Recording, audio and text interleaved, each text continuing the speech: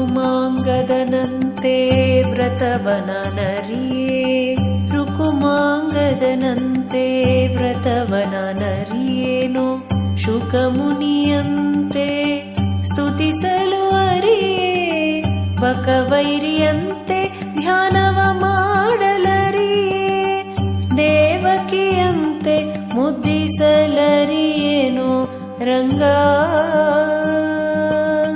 ಕರುಣಿಸೋ ರಂಗ ಕರುಣಿಸು, ಕರುಣಿಸೋ ರಂಗ ಕರುಣಿಸು, ಕೃಷ್ಣ ಕರುಣಿಸು ರಂಗ ಕರುಣಿಸು.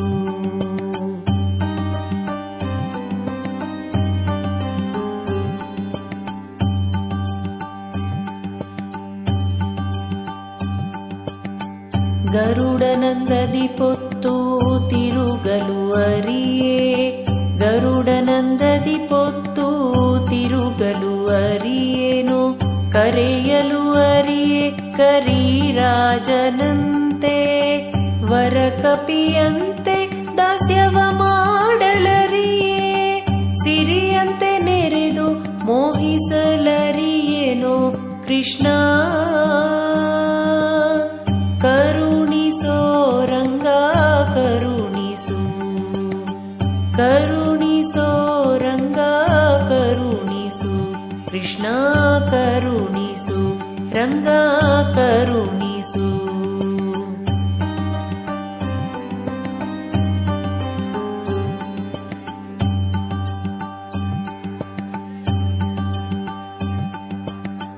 ಬಲಿಯಂತೆ ದಾನವ ಕೊಡಲು ಅರಿಯೇ, ಬಲಿಯಂತೆ ದಾನವ ಕೊಡಲು ಅರಿಯೇನೋ, ಭಕ್ತಿ ಛಲವನು ಅರಿಯೇ ಪ್ರಹ್ಲಾದನಂತೆ,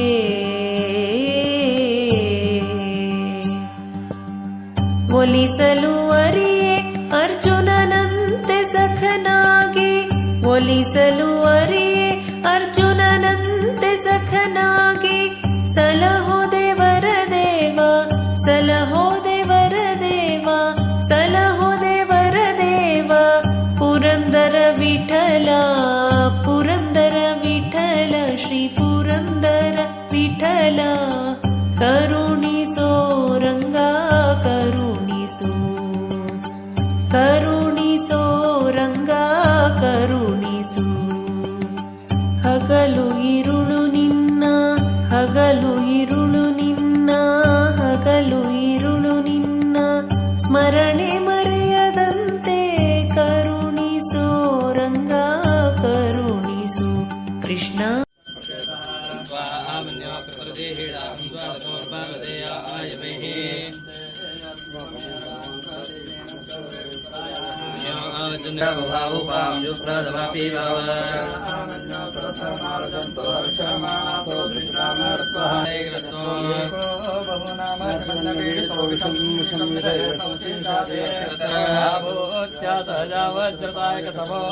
ತಂದೆ ತಾಯಿಯನ್ನು ಹೋಗಿ, ಮಗ ನಿಮ್ಮ ಮೇಲೆ ನನಗೆ ತುಂಬ ಪ್ರೀತಿ, ಬಹಳ ಅಂದರೆ ಬಹಳನೇ ಪ್ರೀತಿ ಅಂತಾನೆ.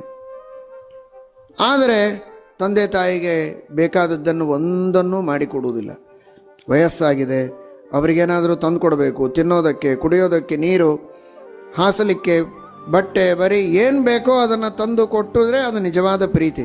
ಪ್ರೀತಿ ಇದೆ ಅಂತ ಬೆಳಗ್ಗೆಯಿಂದ ಸಾಯಂಕಾಲದವರೆಗೆ 10 ಸಲ ಅಂತಾನೆ, ಆದರೆ ಅವರ ಕೈಯಲ್ಲಿ ಒಂದು ತುತ್ತು ಅನ್ನ ಹಾಕೋದಿಲ್ಲ, ಒಂದು ಕುಡಿಯೋದಕ್ಕೆ ಒಂದು ಲೋಟ ನೀರು ಕೊಡೋದಿಲ್ಲ ಅಂದರೆ ಇದು ಯಾವ ತರಹದ ಸೇವೆ?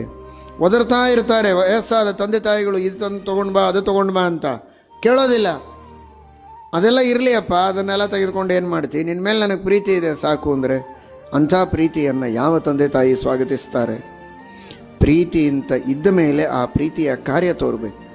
ಏನೋ ಒಂದು ಅನ್ಬಹುದು, ಹೆಚ್ಚು ಕಡಿಮೆ ಮಾತುಗಳನ್ನು ಅತ್ತೆ ಮಾವಂದಿರು ಅಷ್ಟನ್ನು ಸಹನೆ ಮಾಡಿಕೊಂಡ್ರೆ ಎಲ್ಲರೂ ಸಹಬಾಳ್ವೆ ಮಾಡುವ ಉತ್ತಮವಾದ ಸುಖವನ್ನು ಪಡೆಯುವುದಕ್ಕೆ ಸಾಧ್ಯ ಇದೆಯಲ್ಲ. ಇವತ್ತು ಸೊಸೆಯಾದವರೇ ನಾಳೆ ಅತ್ತೆ ಆಗ್ತಾರಲ್ಲ, ಆ ಪರಿಸ್ಥಿತಿ ತಮಗೂ ಬರುತ್ತೆ. ತಮ್ಮ ಜೊತೆಗೆ 4 ಜನ ಪ್ರೀತಿಯಿಂದ ಮಗ ಸೊಸೆ ಇದ್ದರೆ ಎಷ್ಟು ಆನಂದವಾಗಿರುತ್ತೆ ಎನ್ನುವ ಬಯಕೆ ವಯಸ್ಸಾದ ಮೇಲೆ ಇವರಿಗೂ ಬರುತ್ತದೆ. ಆದರೆ ಆ ಪುಣ್ಯ ಇರೋದಿಲ್ಲ.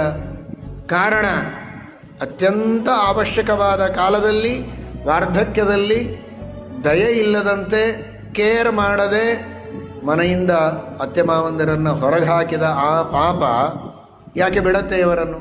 ಅದೇ ಪರಿಸ್ಥಿತಿಯನ್ನು ಇವರಿಗೆ ತಂದು ಕೊಡುತ್ತಲ್ವಾ? ಸಂಪತ್ತಾಗಲಿ ಜ್ಞಾನವಾಗಲಿ ಇದ್ದಕ್ಕಿದ್ದಂತೆ ಬಂದರೆ ಕೆಲವೊಮ್ಮೆ ಅಹಂಕಾರ ಬಂದುಬಿಡ್ತದೆ.